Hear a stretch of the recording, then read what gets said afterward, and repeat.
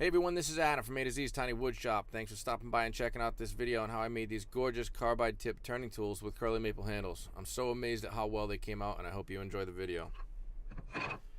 As I've mentioned in some of my other videos, my channel is not monetized at all, so I don't make a single penny off these videos, and I'm really not complaining at all. I do it because I enjoy it and in the hopes that others will enjoy it as well.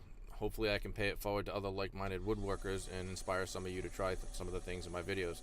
The most influential way you guys can help me is by liking this video and subscribing, and if you think it'd be fitting to share with others, please go ahead and do so. That's what has the biggest impact on getting my content out for other potential viewers, and I'd really appreciate it. So far what you've seen me do is measure out some curly maple that I had milled down from rough stock that was too big to fit through my bandsaw for resawing it for a different project. So this is a cutoff from that. After milling it to about 1 3/4 inches square by about 16 inches long, I resawed this square stock lengthwise so I could mark out and route a 1/4 inch deep by 1/2 inch wide groove about 7 inches long, so that after I glue it back together, turn the handles and cut off the waste, I'll be able to fit the 1/2 inch steel bar stock into the recess. You'll see in a minute what I mean and how this comes together. So to make sure that the bar stock was going to be centered in this stock, I found the center, measured and marked it, and then marked a 1/4 inch from that center line on each side. And then here I marked 2 inches in and then 9 inches in, so that I would have a total 7 inch depth after I was done cutting it. To route the mortise, I used a Whitside 1/2 inch spiral upcut router bit and my custom router base plate attached to my router.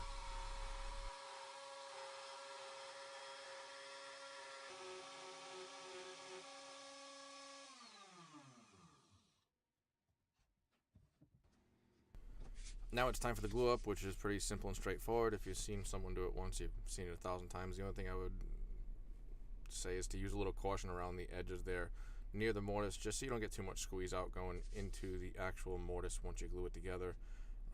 That can be a little bit of a pain to get out if you don't have a chisel long enough to do so.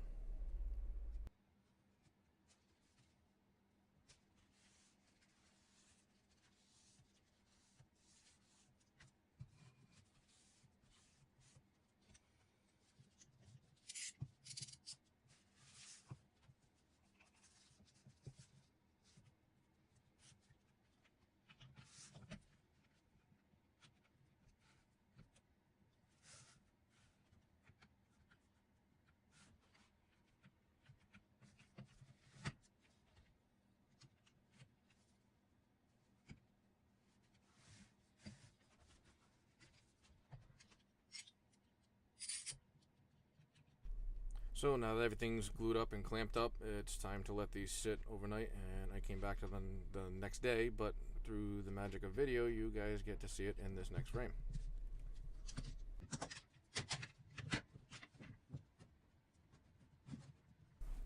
In this next clip, you'll see me using a jig that I created to cut octagonal stock for turning spindles on the lathe. I'll try and put a link or a card or something up on the top to that video as well.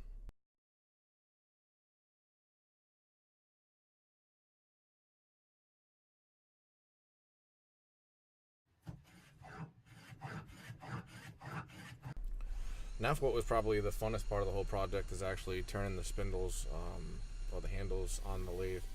I apologize for the inconsistencies in the audio in these next few clips. I'm still trying to work out the kinks with the slow motion and speeding it up and stuff like that, so the audio may not exactly be consistent. Ironically, to make these tools and the handles for them anyway, I had to turn them on a lathe, and this tool I'm using right here I think is like a 3/4 inch gouge. It's not even a turning gouge. I think it's just a regular wood carving gouge, but I picked it up for $5 at a local antique store, and it was the only one that I had, or the only tool that I had to turn anything on the lathe, so everything was done with that entire tool, and it worked. So everyone's favorite part of the project is at the end when you get to apply the finish and see the grain really pop. I was just putting on some True Oil, which is kind of one of my go-to finishes, and when I saw the ambrosia in this maple and how it looked, I was really pleased with how it looked, but I wanted to do something more, which I'll get to that towards the end. I think you're going to like it. One of the primary purposes for ferrules on tool handles like this is, aside from aesthetics, to provide some support to the tip of the tool handle so that you can prevent the cracking of it. So for this I used a thick-walled 1 inch inner diameter copper pipe, and then I just cut that 1 inch long. So now I'm just cutting off the waste on the butt end of the tool handle, and then I cut off the waste on the front end. And when I do that, you'll see the square mortise in the middle that's going to accept the half-inch square bar stock.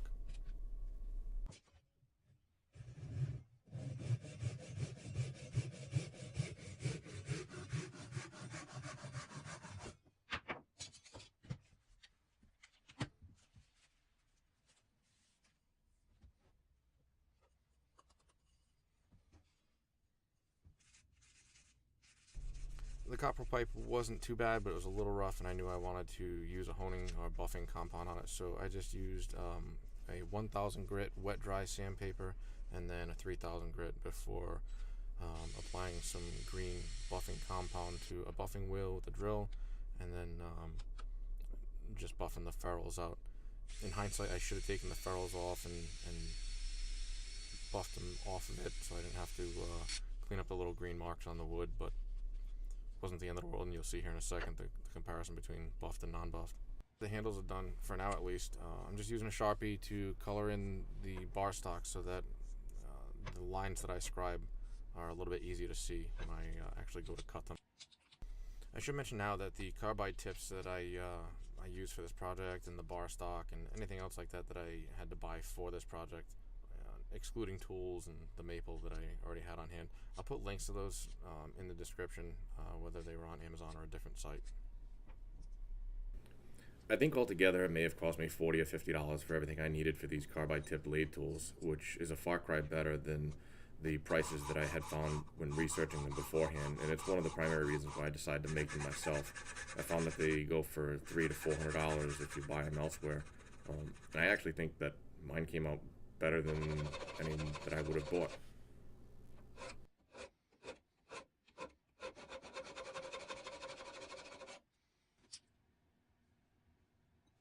It's pretty important here that you drill the holes perfectly centered for the carbide tips. So it's pretty essential also that you use a center punch to make sure that your drill goes in straight and right where you need it and want it.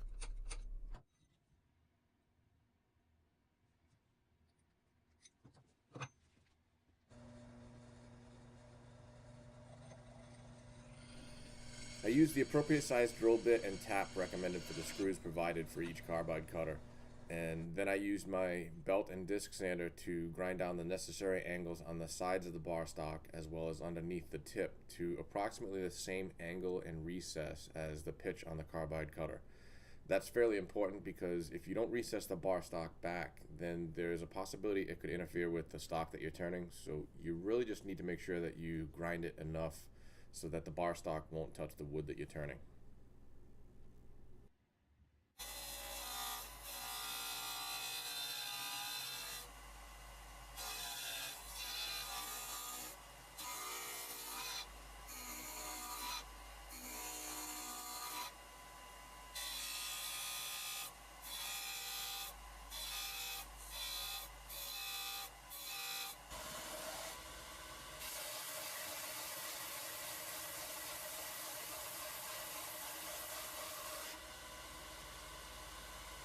So like I mentioned earlier about the ambrosia parts of the curly maple that I really liked, I decided that I wanted the whole handle to have that weathered gray look to it.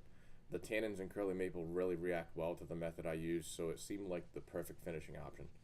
It's a really simple and inexpensive way to stain wood, and it's just some simple distilled white vinegar and superfine steel wool mixed together in a mason jar and left to sit. You really only need to let it sit maybe a day or two, but this jar was mixed a couple years ago. I'm not really certain about the chemistry of how it works, but the longer you let it sit, the stronger and darker the gray finish will be. A little bit goes a long way, and it can always be diluted with more vinegar to make the final color a bit more subtle. Aside from being simple and inexpensive, it works really fast, and you can see it start to darken on the first piece by the time I'm working on the third piece. If it ends up too dark, it can easily be sanded down, which also helps lighten it.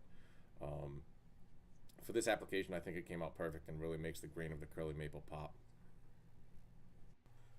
The bar stock actually fit inside the handles really snugly, so it may not have actually needed it, but I used some 5-minute epoxy to permanently secure the bar stock into the handles, and then a couple coats of True Oil, and finally finished with a few coats of spray-on shellac.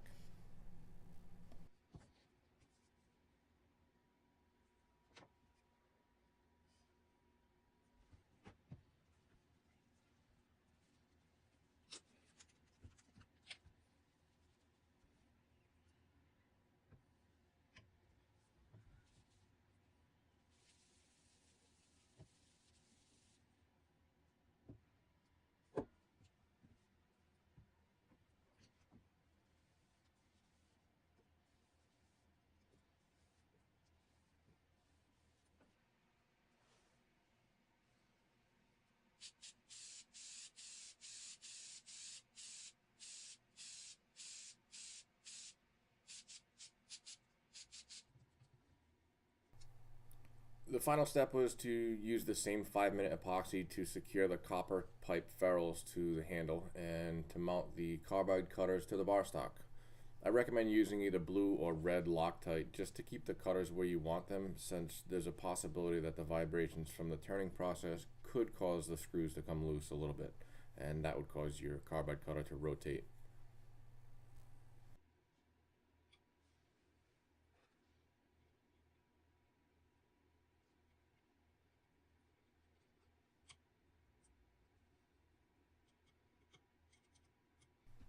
So there you have it. I think they came out beautifully, and I'll show you here in a minute how well they work. This project was actually a lot easier than I thought it would be, but I'm blown away at how well these tools actually work. And none of them are finishing cutters, and they all leave the wood fairly rough, but with the proper sanding or using a skewed turning tool, you can finish up the spindle right on the lathe and apply your stains and finishes.